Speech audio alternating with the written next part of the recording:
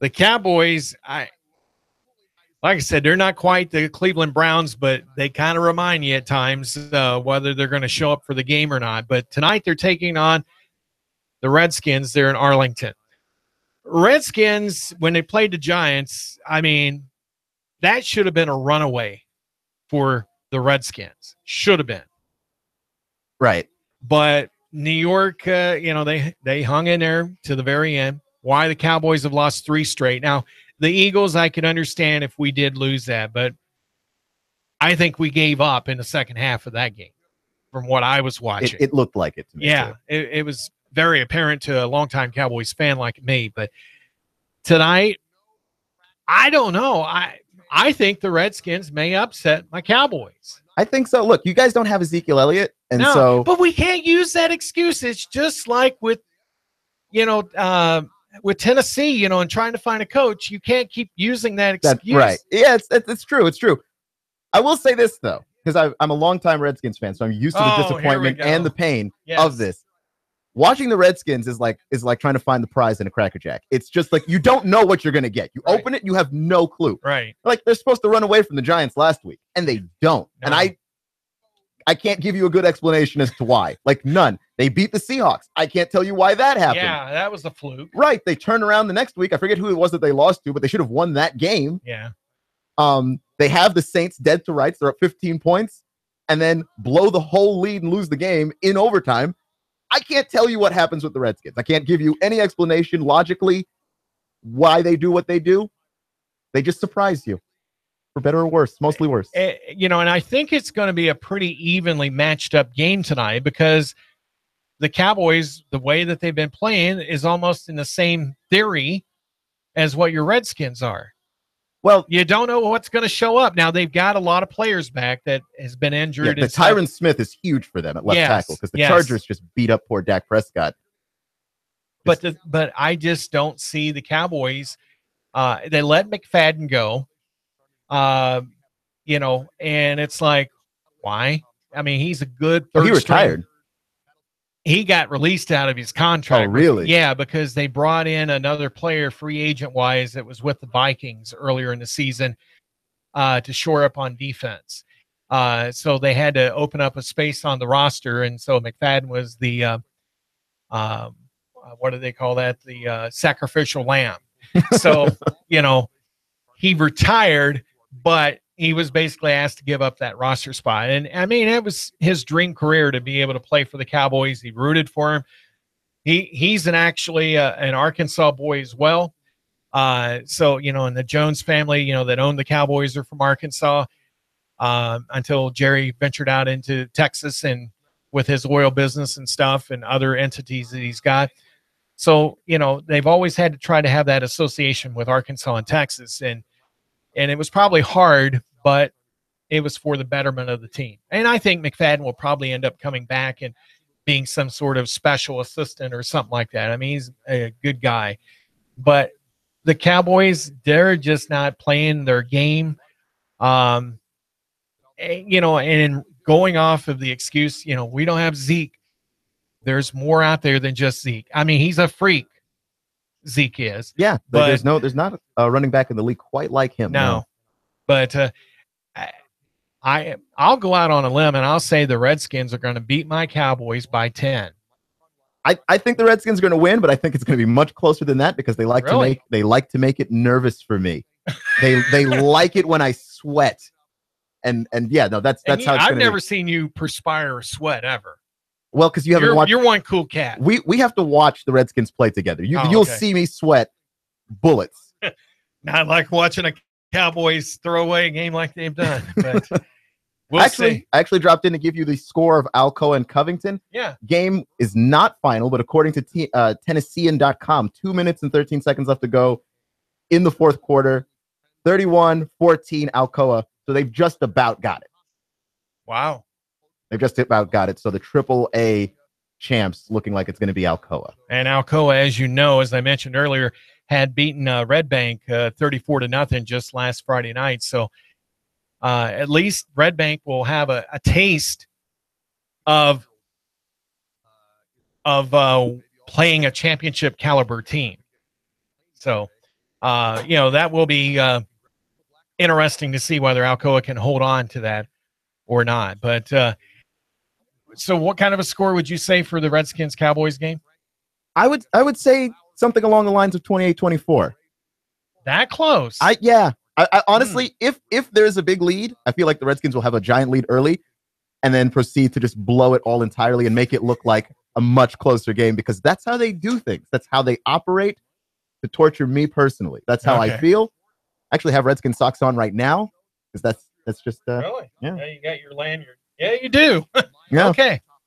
Not flexible I don't enough even go that far. I mean, I have the jerseys, the Romo jerseys and stuff, but I've got to get some new ones. So that's a hint for a Christmas item. Dallas Cowboys jerseys, either Dak Prescott or Ezekiel Elliott. I have a bad history of buying jerseys, though. I bought the McNabb jersey with the Redskins. That was a mistake. Yeah. And I bought the Robert Griffin jersey. So now I have two jerseys of quarterbacks that don't even play for the team anymore. That is one guy that needs to be back in the NFL. Yeah. RG3.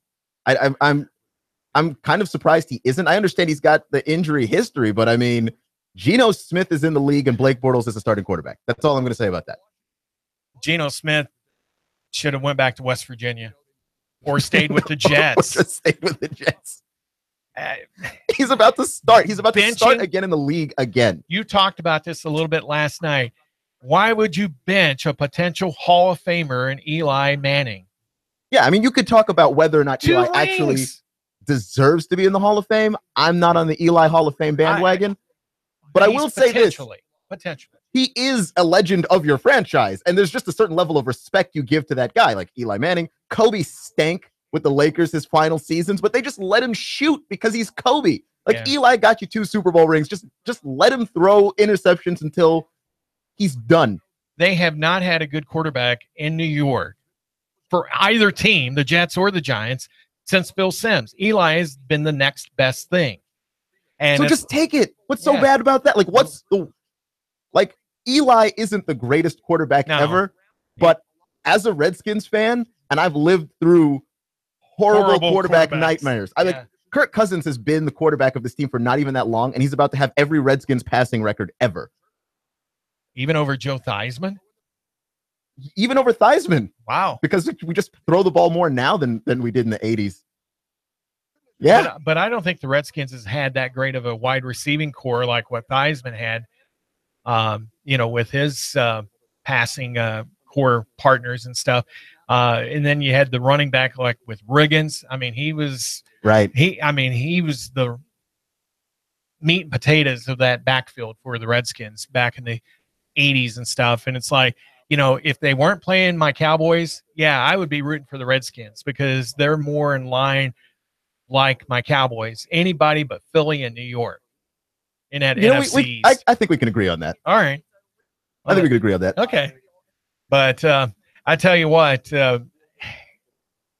you say 28-24. I think that it might be 28-17. I'll say 9 or 11 points difference. I don't think my Cowboys are going to be doing as good as what they should be. Because the game's in Dallas, right? So I feel like being the home the referees team, will be on their side for the Cowboys, but I don't think that they're going to capitalize. I think it's enough to make it close. I just look, there's a self-loathing that happens when you're a Redskins fan. You just don't believe in the team. When they win, that's how you know to feel confident. You don't feel confident until the moment that the clock is done. It hits 3 zeros and it's time to go home. Okay. That's just what I have learned. This is what I've learned. All right. We want to encourage people to call in. We've gotten a lot of comments on our Facebook Live so far throughout the show. And, some are saying go Georgia. Some are saying go Auburn. What is your thoughts on the big SEC championship game? You can call us up at 423-800-8949. That's 423-800-8949. And, of course, you can call in during Keon's show as well to discuss your choices in NFL games coming up this weekend. And we'll go into a little bit of college news that I was able to come up with. University of Tennessee Chattanooga's women's indoor track team is at the Birmingham Southern Panther Indoor Icebreaker. They'll get underway tomorrow. We'll wish them the best of luck down in Birmingham. Georgia Northwestern Bobcats JV squad lost last night to Covenant College, 80-71. They had a pretty sizable lead early on in the contest, and it just kind of fell apart in the second half. But, they still got a long season ahead of them. Good evening. You're on Sports Talk with Sam Jordan along with Keon Rose. What's your comment or question? I just want to say I'm 100% Georgia all the way because, no other team is any good. Alabama, they're all talk. They're all showing. They're just nothing but fronting. They're not going to go hard in the paint when they need to. Okay. So much for that caller. He's delusional, but we'll leave that opinion to him and others that may like that. Roxanne, please do not take offense to that. I know you're a Georgia fan coming from LJ. But anyway, we want to hear your comments. You think it's Georgia or Auburn that's going to be able to advance potentially into that Final Four of college football? That college football spot, that college football playoff spot that, you know what? We've got Georgia, I think, is what, 5th in the playoff standings? Currently, yes. Okay, and Alabama's 6th or 7th? I believe Alabama is 6th. 6th? Yeah. Ohio State and Wisconsin, 2 Big Ten teams in there in that top 4 right now. I'm rooting for Wisconsin. I can't stand the Buckeyes of Ohio State, so I'm hoping that Wisconsin wins that. That would be a major upset. It would. Beating Urban Meyer and the Buckeyes. And the thing is, too, because we've been doubting Wisconsin all year long, because we doubt Wisconsin every year, that if they were to actually do it, I actually don't know what the committee would do with themselves for not ever having considered Wisconsin a top team, basically the entire season. And you know what? Just to add a little wrinkle to this, Brett Bielema used to coach Wisconsin. So there you go. I bet he wished he stayed. It's back full circle. I bet he did. Yeah. Because it's been rough times ever since he reached Arkansas. Yeah, it was. And they still don't know who they're going to hire for a coach. They're actually, I read a report the other day that they may have to wait until Auburn's season is over with, because Gus Malzahn looks like he wants to go back home to Arkansas. Oh, really? I don't know why he would even, other than the fact he's from Arkansas, and it's probably always been a dream of his to coach the Razorbacks because of being from Northwest Arkansas. Why would you leave a major program like Auburn and go lateral over to Arkansas? Right. I don't think you're going to make that much more money. I think Auburn actually would have more booster money to help support a hire like having Malzahn stay on than what he would get at Arkansas. I understand that. Like that, there's the skepticism behind that. I totally understand. I also don't understand the rumors of Jimbo Fisher to Texas A&M. Like, that's another lateral move to me. Florida State's a really good school. He's already won a title there. Right. They have lots of money too. I don't get it. I'm not seeing it. And people who go, oh yeah, when Nick Saban's done, Dabo Swinney's going back to Alabama. Again, why? He's already won a title at Clemson and they pay him a ton of money. Right. And I think Dabo Swinney ain't really that great of a coach.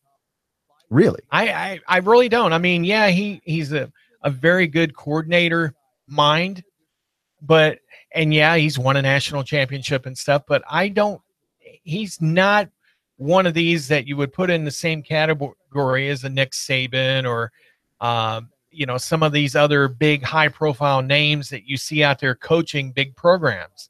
Clemson really isn't a huge school compared to like Tuscaloosa or, the job that nobody wants in Knoxville or Notre Dame or USC or UCLA. I really think Chip Kelly is going to fall flat on his face at UCLA. You think so? I really do, and I hope he does.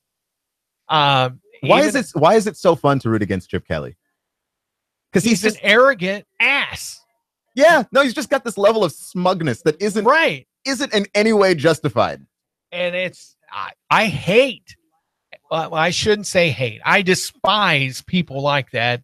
That's got that much arrogance. It's almost like Russell Stroud and his arrogance of being the best newscaster in Chattanooga, the Tennessee Valley. We're just slandering our own news director. Yeah, I know.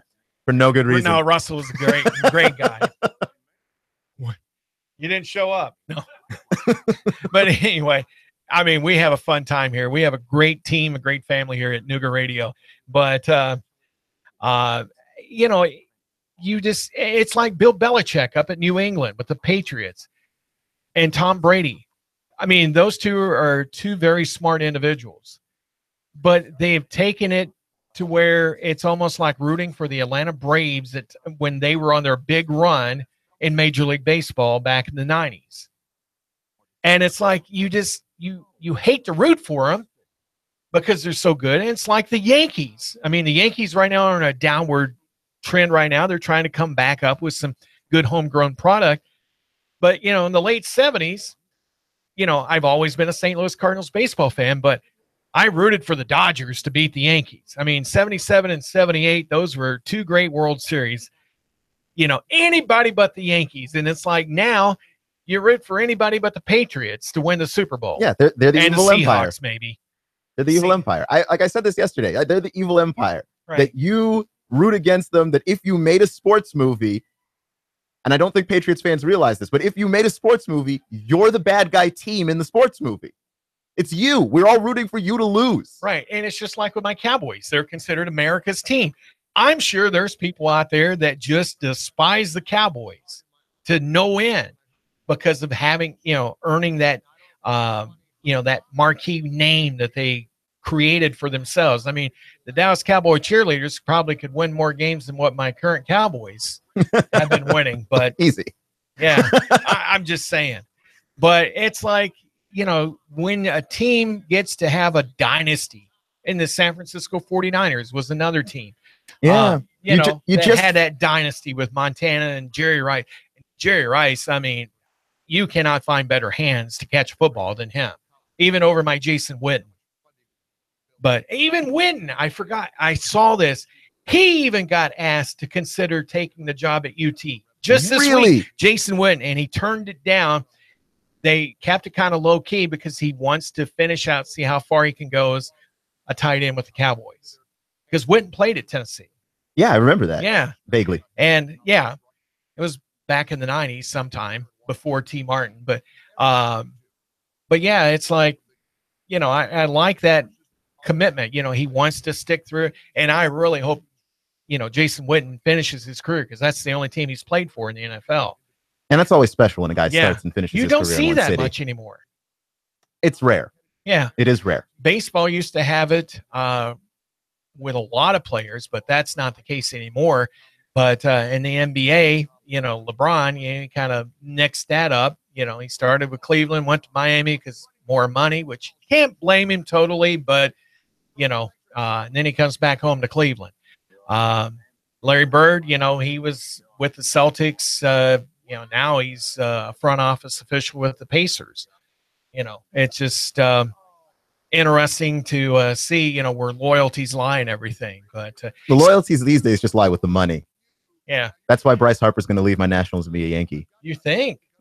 I don't think so, but like they can just pay him. They can just throw money at him. Though the Nationals are not bad for throwing money at people these days too. So what I think is going to be interesting is when they announce here, they're talking after the first of the year, bringing Montreal back into the major leagues as well as adding Portland. Really? Yeah, Portland with getting a major league team. I think San Antonio ought to deserve a major league team before Portland, but Portland is a much bigger metropolitan area than what San Antonio is. But yeah, Montreal, they're actually looking at bringing them back a major league team. I don't know whether they'd play at Olympic Stadium because that was one of those cookie cutter stadiums that was built in the 70s. And it's pretty old at this point. And it's very old. I mean, they had the Olympics there in 76, and that's why they still call it Olympic Stadium. But, you know, if it didn't work, why do you think it's going to be any better now? It's almost like with Houston, you had to wonder when they moved the team to Nashville, the Titans, you know, Houston, I mean, is one of the top 5 or 6 markets in the country. They really should have a team, but you know, their fan support, you know, has picked up compared to what it used to be when it was just the Oilers. But you know, I'm glad to see that the Texans are doing okay. But you know, this year it didn't matter wherever there was an NFL game being played, the attendance hasn't been that great. So And they keep saying that right now it's in the 20% range where the amount of fan drop, lack of attendance, is where that number is at. And that's a pretty huge mark, especially at $80 a ticket. Right. I think the owners are just trying to wait this thing out because most of them don't make their money off of football. Like, this is a side thing that they do. Right. They just like owning a team. So they're just trying to wait this out and hope that everybody just forgets everything. And then maybe fans will start coming back and you don't have to worry about changing your prices or adjusting anything. Boy, if they change the prices and go up, yeah, somebody ought to be shot in the head. I'm just saying, but I think they ought to keep prices status quo just to try to get people to come back. $80 though is for some people, that's a lot that really want to follow football. I mean, I've paid it, with the Steelers, and it's like, it's worth going and seeing because the experience, not just watching the product on the field, but everything that's in the bowels underneath the stadium, their Hall of Fame museum that they've got. I mean, it's a very interactive atmosphere when you go to Heinz Field. Buffalo at Rich Stadium, same way. Their tickets are very similar in price as well. So I haven't been to a Titans game. I'm hoping my youngest son, Samuel III, will say, "Hey, Dad, come, let's watch a ball game." I'll be right up there. I will put my feelings aside about how the NFL has acted with the public and stuff and not making the players follow protocol and honoring America and stuff. But, just to have that experience. You got a show coming up here in just a little bit. Yep. So I really appreciate you jumping in here and adding your 28 cents to it. You talk Redskins Cowboys, I'm there. All right. I'm right there. That's fair. Just right now, the Redskins are ahead of my Cowboys in the standings. That's not good. Not at all. No. Even though technically they're tied. But after tonight, something's going to get figured out. Yeah. Something's going to get sorted. All right, Sports Talk with Sam Jordan. We won't be here tomorrow night because we will be over in Brainerd with a special event. And Keon, of course, is off on Friday nights. But we've got the clutch coming up here in just a little bit. And then at 8 o'clock, two millennials talking. Russell Stroud, Keon Rose will entertain you till 9 o'clock tonight. Until tomorrow morning when I talk to you with the sports updates, have a great evening, and we'll talk to you again very soon. So long. 95.3 HD4, 92.7 FM.